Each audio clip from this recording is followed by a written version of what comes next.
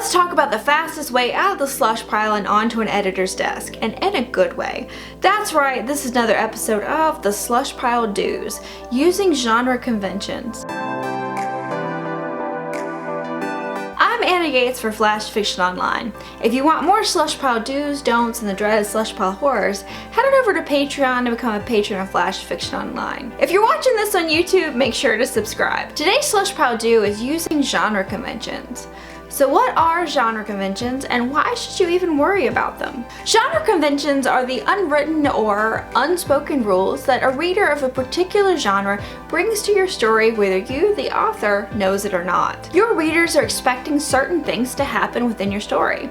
There's certain rules that they're expecting you to follow. If your story breaks genre conventions, your readers are going to be confused, at least on some level. Now, that's not to say that you can't or shouldn't break genre conventions. Successful writers do it all the time. But in order to successfully break genre conventions, first, you need to know what they are and why they're important. Think of genre conventions as the framework by which we approach a story. Every genre has its own set of conventions. For the sake of this video, let's talk about mystery. Most of you have read or watched a mystery in some form or another, and you're going to be pretty familiar with these once I lay them out for you. So in a mystery, readers expect the murderer or the killer to be introduced pretty early on in the story. They also expect to have a reasonable number of clues scattered throughout the story. And the killer must be something of a main character. If you don't follow these rules, and they're more than that, this is just the tip of the iceberg, but if you don't follow these rules, mystery readers are going to finish your story or your novel and they're going to feel really cheated. Just think about how you would feel if you finished a mystery novel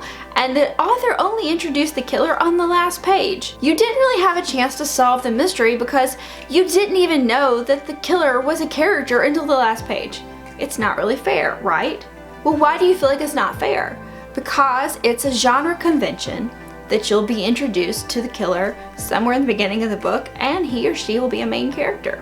And you'll have enough clues to be able to look back and see how you could have, if you didn't already, piece together the mystery of who done it, who did it, who done it. You know what I'm saying. Now, there are ways to break these rules, and I'm sure you can think of a dozen examples of writers who have done it and done it successfully. But for every writer who's done it successfully, there's a very good reason why they did it and how they did it. Breaking genre conventions should always be intentional. Now, that doesn't mean you have to wave big flags in the reader's face and say, look, I'm breaking all the rules. But you, as the writer, it's your job to know and understand these genre conventions before you go running roughshod over top of them. Why?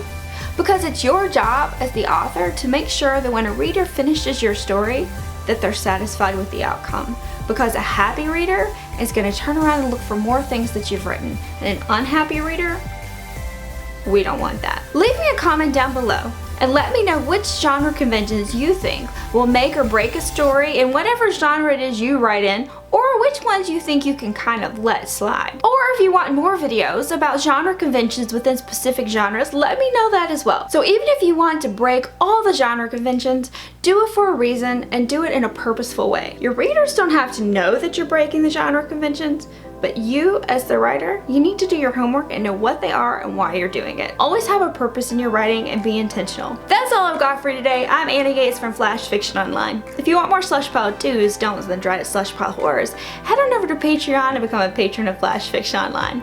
Thanks again, and happy writing.